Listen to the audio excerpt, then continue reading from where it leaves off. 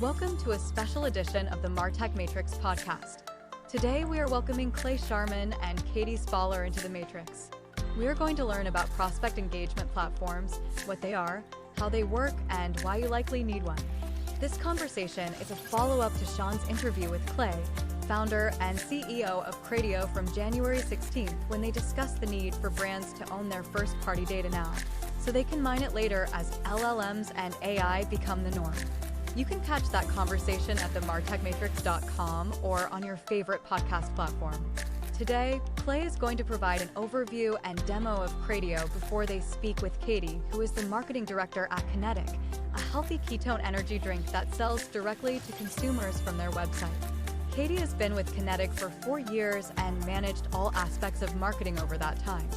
We will hear about her first-hand experience with Krateo so that our listeners can gain a peer's perspective. Now let's enter the Matrix with Sean, Clay, and Katie. Sean, it's that Krateo is a prospect engagement platform. The intent of the platform is very simple, is to help the funnel kind of more effectively build so that the brands like Katie can, kind of engage better and get more personal, frankly, with the audiences that are going to their website and build these deeper relationships with this prospect audience. And then the goal, of course, is to turn these prospects into customers. So very quickly, it's a little bit of an oversimplified process for the purposes of the conversation. But, step one for us is to identify as much of that anonymous traffic that comes into a URL as we can. And right now we're seeing that we can get somewhere between 15 and 25 times more prospects than typical sign up or form fill invitations off the website will generate. Where things get interesting for us is when we can find an email that we've identified as an anonymous visitor and then pair that with demographic data and build out a profile that becomes very rich in terms of the analytic power. Because once we build this profile, suddenly our brands and customers are able to speak very directly to these anonymous prospects by name and then segment them by, oftentimes demographic attributes like age, income, gender, things that you wouldn't typically be able to pull from a straight up form fill. So, Go ahead. Let me ask you a question. So on the identity piece, you're able to identify users on a website without a third-party cookie or without a cookie at all. Right. Yeah, that's exactly right. So we don't use any third-party data sources for our identification process. So that way, when the cookies go away, this is still a workable technology that's built on first-party only sources. Got it. Okay. Okay, so we'll move on because we're going to get to the engagement piece. The whole point of the prospect engagement is the engagement of the platform. So very quickly, what you'll see here are sort of the data sources and outcomes that we aspire to generate for every visitor. What we're really trying to do is turn every prospect into a potential customer for our brand partner. So on the right or the left side of the screen here, you see we identify through the anonymous email traffic. Once we have an email, we try to match that with as much demographic data as we can. We also then pair that information with site behavior. So we can tell you, how often they come to your site over a period of time. We can also tell you the pages, the very specific pages that they visited during that time. So very much a Google Analytics aspect of things too. So you don't miss out on anything from this perspective. And it becomes important as we round out the profile. All of this is fed into our dashboard and it begins to flesh out this profile of an actual individual. So in this case, this side of the things would build out the email name and some behavior analytics. Where we get into the intent and the demographic data beyond that is when we're looking at things from campaign response. So once you've got this and you run some campaigns, Krateo will track response to those campaigns. And our models will then begin to determine patterns and trends that allow us to look into product interest and buyer preferences. And all of that rounds out the profile. And what ultimately the goal is for brands to be able to apply this type of detailed profile by individual across any sales channel that they're working through. It works pretty simply, right? It's a JavaScript tag, so everybody at this point likely is familiar with the concept of tag technology. So implementation is fast. Once the site visitor comes in, immediately Krateo goes to work identifying and matching and pairing that data to build this profile, which then gets fed to the dashboard. And at that point, it can be directly fed to any number of your sales channels for you to run the campaigns against. It's that simple. And it's an automated process that happens frictionless and almost seamlessly. So there's the Katie can talk to this as well. There's no manual process that has to occur by the brand at this stage. This is all done through the platform. And then once we start seeing the results of those sales channels, Krateo goes back to work, analyzing and looking for patterns and trends. And then the whole goal of our tool is to deliver these actionable insights that marketers can immediately understand. So everything that we do is delivered in a narrative format, very easy to digest and take, straight to execution. That's the end goal, because what we really want to become is more of a team member than just a platform. So we think of it as, if we do our jobs right, Krateo becomes a subject matter expert on prospect and consumer behavior over the course of time. So that's really kind of the main thrust of things. Katie's going to get more into some of the impacts of what Krateo has done for Kenetik, but the upshot is, typically we see a dramatic increase in prospect funnel, a dramatic increase in the personalized profiles that we can build. All of that winds up equating to a reduction in prospect acquisition costs, which can be significant when you talk about the retargeting efforts.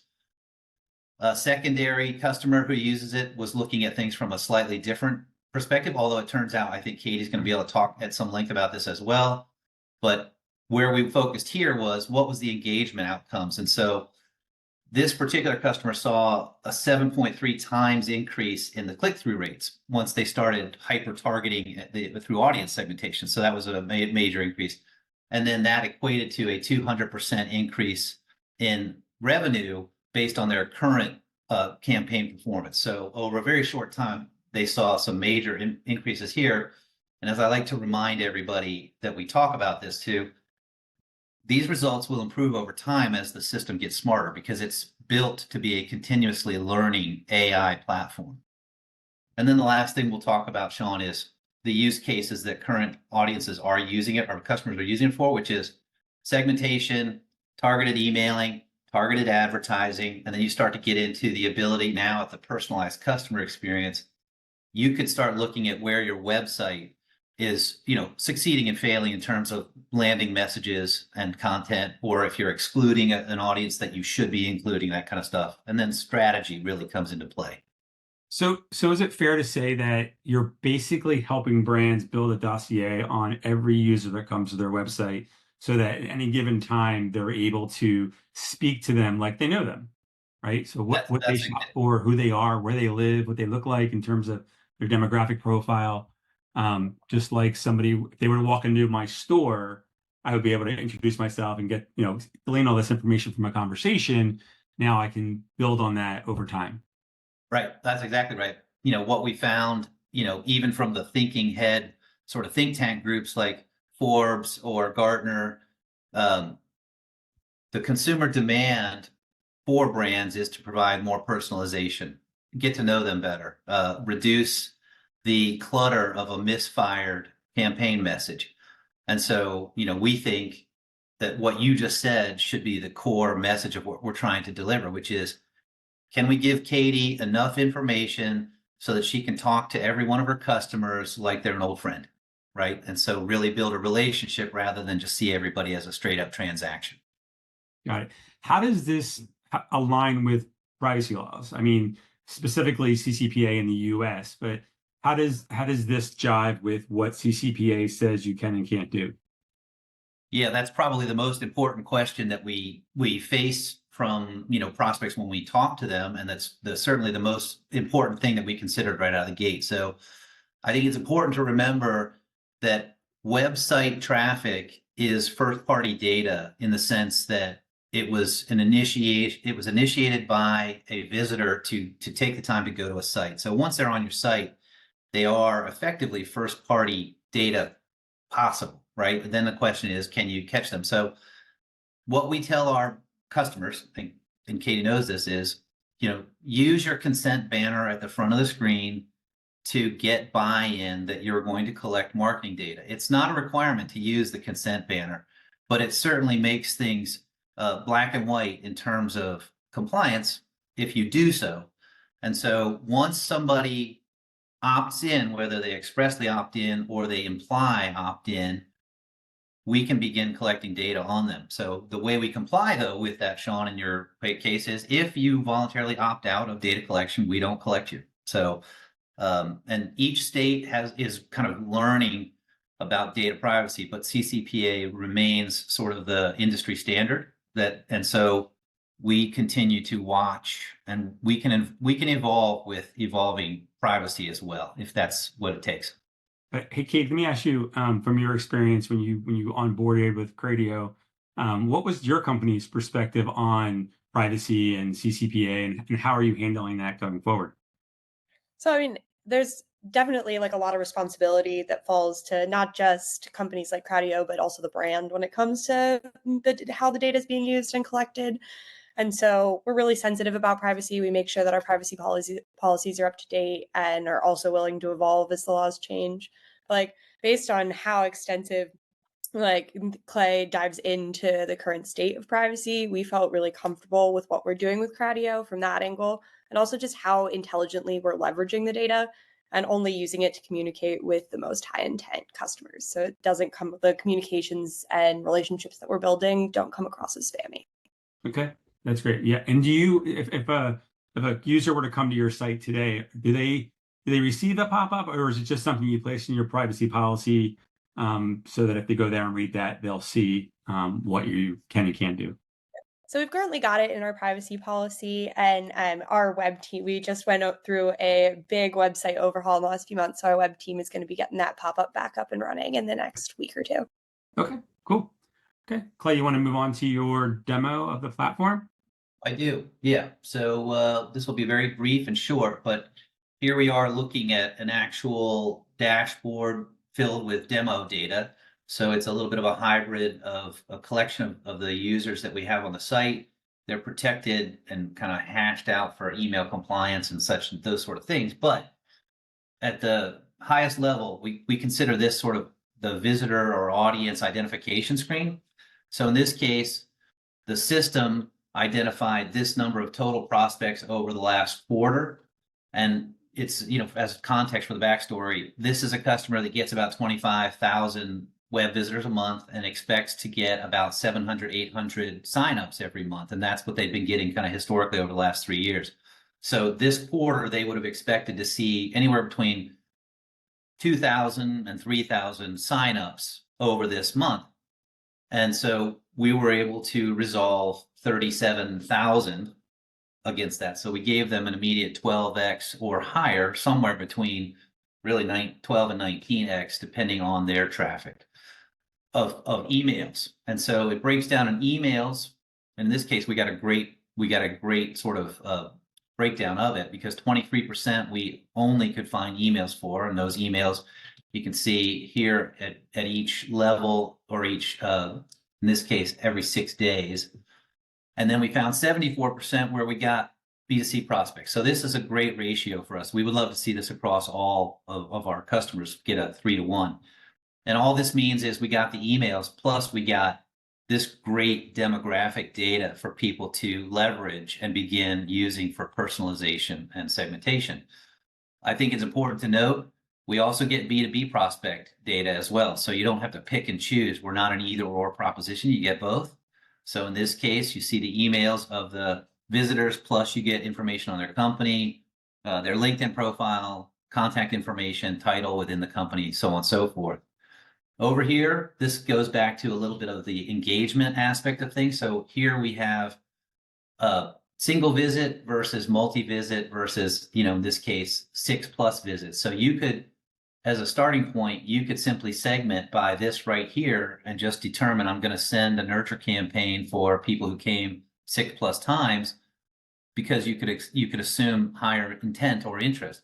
Down here, though, is where it really gets cool, because now we're inside of their visit and we're looking at things of people who just came one time, people who came multiple times in a single day, and so on and so forth, single times over multiple days. And then this, to me, would be the money shot, multiple pages visited over multiple days. You could assume the highest level of interest at that point, but you could segment across any number of these, or you can segment here. It's a very simple export down, or you can segment here. It's the same thing. But once we get into the information itself, once we have demographic data, this is where things get cool, because now you can slice and dice the data. So any consumer can begin to look at their audience. This anonymous audience has now been kind of now is addressable, I should say. So they've we've targeted them in a way that now we know something about them. So you could look at things by age range, income range, gender, marital status, so on and so forth. We have that exact same feature functionality for B2B, but here we're looking at some different attributes again for you to study. So seniority level, the department that they work in, company size by employees, that kind of stuff. And then you can see when the report is pulled, there's other things like industry and profile, mobile number that you can also pull. So you get a rich report for B2B as well.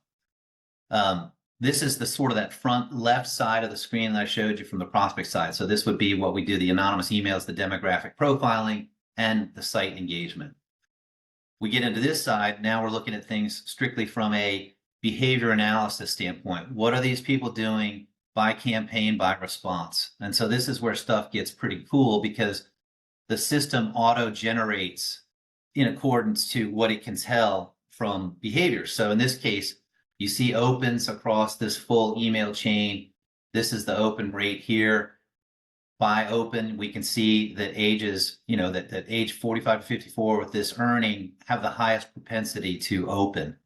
And I can also, it looks like there's 5 personas here. And so now we see a second group of attributes or personas here: without children, non-homeowners, and so on and so forth. So you can look and begin to piece together pictures. And then right over here, the system is looking for anything that's statistically relevant, like is it good or bad? So, married visitors, more likely to open is great, more likely to open is great, more likely to open, more likely to open. This is the kind of stuff you want to see. You can segment things by kind of the open rate. If you wanted to look not just by gender and age group, if you wanted to look by individual one, you could. If you just wanted to look by income, you could. And so you just change it and the screen hits there. This is the only other thing I'll talk about. We'll move past this and then we can kick it over to the more interesting stuff with Katie. But we also collect data on the last channel that brought you to the site. So you can see if it was paid search or campaigns that brought you in. That's critical, obviously, when you start looking at sales channel optimization. This is a very basic form of it, but it's important because we can start to draw some insights from this as well. And then the last thing that we'll go over very quickly is the ability to generate a very unique, specific report based on the attributes that you want to execute against. So rather than have to filter at the Excel file level, you can set up your own report. And if I'm just interested in age range and I have a very specific age range interest, maybe I want to see what 45-54 looks like. And yes, I want them to have children. And so I say yes. And so that's all I want to see. I just refresh, then the date, it pulls me this list. This is a curated list of 625 prospects. I can save this as, 45 with children, and it's simple. So you just created your targeting list, and now this can be pushed directly into any marketing channel. You just export it to whatever the channel that you set up is here. Right. You can also, of course, include filters on the page views, the days visited, and the unique pages visited. So you could filter this even further down if you chose to. The important thing is here, I saved this. I don't have to recreate this at any point later in the platform. And then ultimately next week, we'll be releasing the ability to set a schedule of duration. So this could be a daily drop, this could be a weekly drop, this could be a monthly drop. And you Okay. can set as many of these audience exports as you want in order to use for execution. So Katie, when you were speaking a few minutes ago, you said that, you guys are really smart and thoughtful about how you use the data.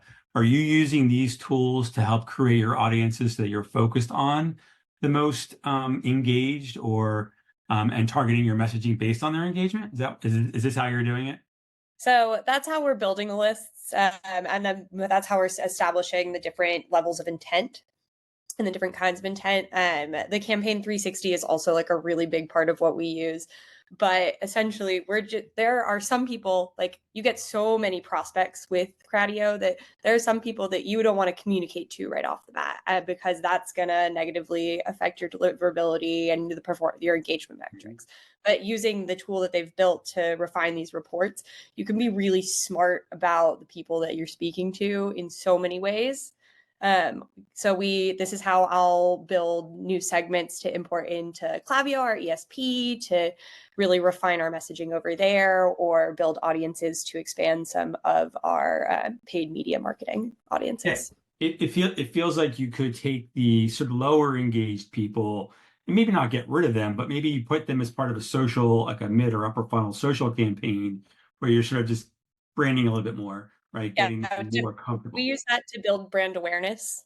So we put them at top of funnel, we build more brand awareness. So by the time they come back to site and are visiting multiple pages across multiple days, then we can reach out to them directly. So that feels like a much more natural evolution of the relationship that we're building with them, because that's our biggest focus, is we use Krateo to evolve how we communicate with our customers, to really establish that trust and loyalty and value with the brand. And when you create those different segments, are you creating different messaging? So based on the products they looked at, or how engaged they were, or the demographic data, or anything else? Is it unique messaging? It definitely varies, but we have Kenetik is a really niche product that has myriad benefits for just about everybody. But that expands everyone who's like looking for a caffeine alternative, to people who are concerned about neurodegenerative diseases. Because ketones are your brain's favorite fuel source. And so I definitely leverage the age data, honestly. So we communicate to our older audience in a slightly different way. So we communicate to our 55 plus audience a little differently than we communicate to our 35 to 55 audience. I guess you probably can glean more information based on content that you read on the website as well. Yep. You Clay, can really dive into that. It's awesome. Clay, I'm curious. In the intro, we talked about, or we mentioned, the AI LLM component to this. Take us through, or just kind of paint the picture with words, what that looks like a year from now. I don't know how long you've been working with Katie exactly, but like, is the idea that you'll be able to take all this data that you're showing us that's in aggregate and then mine it, or will it automatically surface insights on its own? Like, how should someone expect to leverage that data 6, 12, 18 months from the time they start? Yeah, so I mean, like anything, when you feed the platform with interactivity, it grows more intelligent. And so it is a real learning platform from that perspective. So not just machine learning, but the AI component also learns and trains. So I think it's a great question, because over time, we like the number. I love for it to be 6 months. It's probably closer to 12.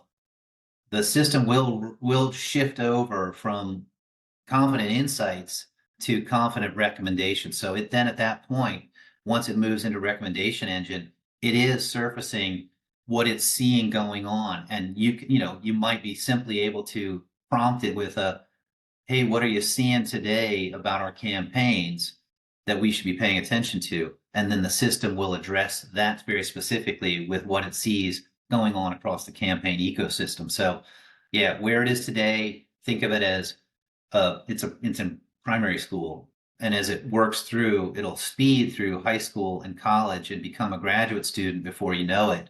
And then ultimately, it's the expert that you're going to for information.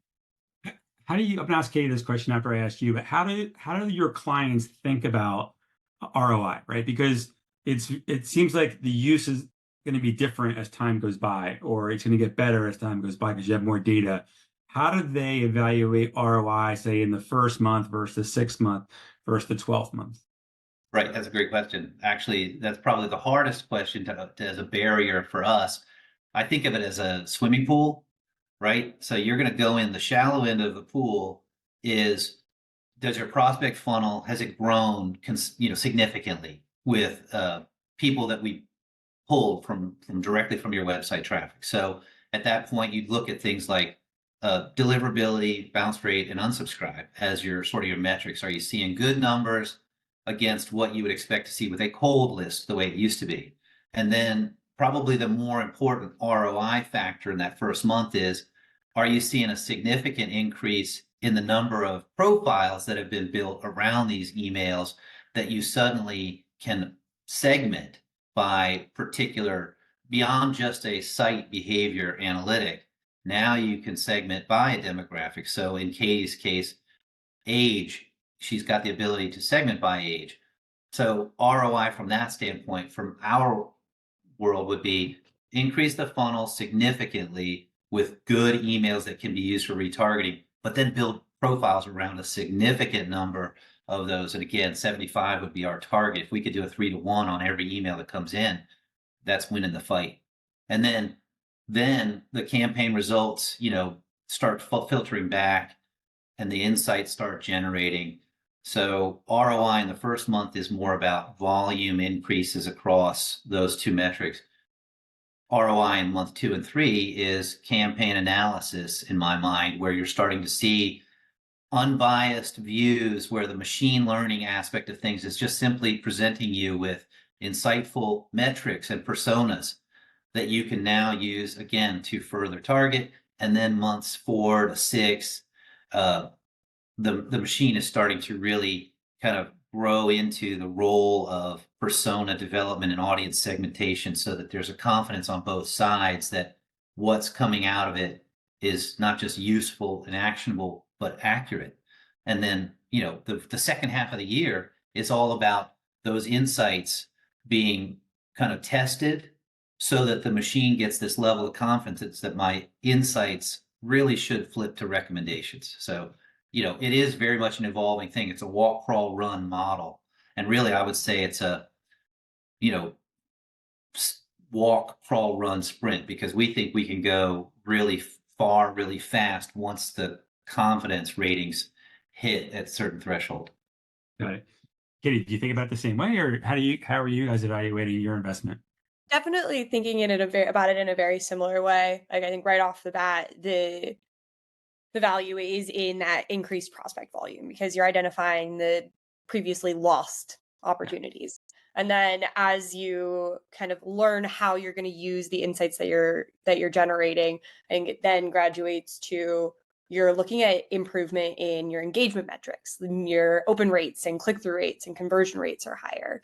And then over time, it really builds up to like increasing that customer lifetime value, because you're really nurturing that relationship with that user, and they become you can convert them from not customers into one-time purchasers into returning customers. And that's really where it's at for us. Got to make sure you track it all. When you first started working with Krateo, was there a specific problem you were trying to solve for, or did they just show up at your doorstep and be like, "We can do this for you," and you're like, "That sounds cool," or was there a pain point that they were really speaking to that you've had? So it was the potential to, because again, Kenetik is a ketone beverage. It really, like, our core users were early adopters were all keto dieters and intermittent fasters, because they're the people that are making their own ketones. And so they know exactly what it is. They understand the science behind it. And so we wanted to learn more about them, but also expand our customer base by figuring out who the people that were coming to site that were just curious, that we needed to educate a little bit more. That's kind of where it started, because we really want to build brand awareness and that trust and loyalty and grow our community to bring our product to a wider market. So what was the most interesting thing you learned as you started to talk to a broader audience? What did you learn about the people that were shopping for your product? Were they exactly who you thought they were? Not exactly. Like there were definitely some that fell into those buckets of what we had known. But it was really interesting seeing with all of the data that we were getting, that it's really more that high performing professional, like making a slightly higher income, someone who is slightly younger than our original demographic, who cares about longevity, but also cares about their performance on a day-to-day basis. And so we realizing that was so pivotal last year because it helped us refine our messaging, refine our branding, and we overhauled the brand at the end of last year. And it's with leveraging a lot of the insights from Krateo, and we've seen great success with that. Yeah, I always think it's interesting when a brand says, my ideal customer is this. But there are products that I buy, that my wife buys, but we buy them for completely different reasons, right? For me, it might be convenience. For her, it might be fashion or price or whatever. I don't know. But I think it's important to understand the different groups and why they buy, so you can speak to them the right way. He give you a bunch of analogies, but I won't. I'll spare People you can, time. people can really get stuck on that. And then I think where Krateo comes in is like you can hypothesize like what your other potential target users are going to be, but Krateo helps you validate that and really lean into those learnings.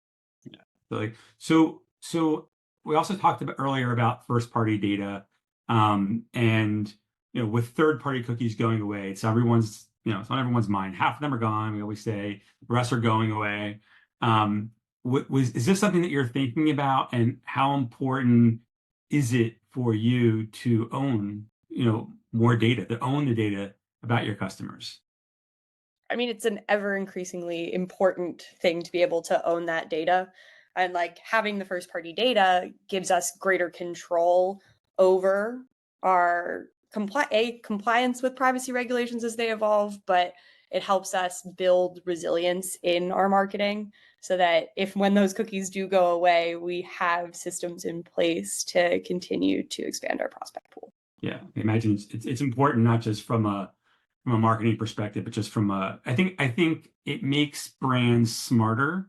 I think for years they were just licensing out so many things, so many components of their marketing strategy to third parties, and because it was cheaper and it was easier, but they weren't collecting the data the third party was, and now they're being forced to do it themselves, and they're realizing, hey, this is pretty cool. There's some good stuff in here that we can leverage to make our business better. Earlier, you mentioned, you guys are segmenting audiences in a really smart way. Can you elaborate on sort of what you saw in the data that led to how you're segmenting the audiences, and maybe share some of the learnings that you found during that process? Yeah, I mean, I think a lot of my favorite data points to leverage are the site behavior data points, because I think that is the best indicator of level of intent. So it's been really interesting to see who are the people that fall into the single page visits over the course of a few days. Like if someone is just looking at our product page, or someone is just looking at the science page, there's a moderate intent to purchase or a moderate level of curiosity, and like we need to engage those users in a very different way because there's a big burden of education with our product. And so being able to understand who falls into those different pools allows us to engage in a lot more meaningful way and support the buying process throughout. So what are some other ways that you leverage that data, right? So clearly the segmentation of the audiences, but how are you executing on that? In other words, are you, Clay showed all the different places you can push the data. Are you using it um, for personalized experiences on the website? So if I'm a certain segment, I'm going to get driven sort of a certain way, or are you using it for social media advertising, for email marketing, for display, for any other channel? Like, how do you use it? So it's when we started working with Krateo, I was primarily only using it in email marketing. And that is really the bread and butter of what I use the platform for. But we've really expanded into using it in our social media advertising and building out basically the entire funnel, like expanding that, because we have so much more insights and so much more control over that data than what Facebook is ever going to give us. I think the most fascinating way that I think we've used it is we've used it to refine our messaging across every touch point. So it's refined our creative, it's refined our help us refine our website. Yeah, you can really leverage it at every touch point. I love it because you're making the point there, like with Facebook. I mean, it's making you less reliant on Meta and less reliant on Google because you know exactly what your customers are doing, how they got to your website, when they left, when they came back, as opposed to just saying they were there, serve them an ad. You understand which ones are the most engaged, and then you can spend your money more efficiently, not only by targeting the right users, but by putting the right message in front of them. Exactly. I think that's really crucial. Um, so are there any other like insights that you glean from, I mean, we talk about the obvious ones that Clay mentioned, right? Like you get an email address, you get their income, where they live. But in terms of your business, were there any other insights that sort of popped that were relevant to your business? Have been useful? I think the most exciting and useful the most exciting thing that we've learned is in the B2B data set, because we're a direct to consumer company. So I was originally only looking at the email prospects and then the enriched B2C prospects, because that was really our bread and butter. But the B2B prospects, especially as we've grown as a company, have given us some interesting wholesale opportunities to really expand that segment of the business. Because like we do a lot of work with like longevity groups, and we can dive into the B2B data, and we can find groups that are similar to that, and we can apply the model that we've established to those businesses. And even though it is still a cold outreach, like we can understand how they want to engage with the product, and we wouldn't have known about these smaller companies otherwise. That's been fun. That's really smart. So you're actually growing the business in different directions based on the data. Like B2B wasn't one that you were thinking of maybe initially, Yeah. but now because the data is there, and I guess the same could be said for any consumer packaged goods company who's selling direct to consumer. If they're thinking about expanding into local markets or sorry, into physical retail, understanding where their core audience is probably aligned with who's going to be buying their product offline. Maybe not, but the data really gives them a better place to start than cold and guessing, you know, where we belong. It's fascinating. Clay, anything else to add in terms of, you know, maybe what you've learned working with Kenetik, what it's taught you about your business? Yeah, actually, there's a lot we've learned from Katie specifically because, one of the things that she was game for early on was the application of intelligence to this list and an understanding out of the gate. I think it's important for everybody that we talk to understand this was a giant group of undecideds on your website. They weren't persuaded to take the action you hoped they would take, but you have no idea if that was because the doorbell rang or they running late to something or they, just forgot. And so, one of the things that Katie did early on was explore, kind of be open to exploring what does it mean? How do we re-engage?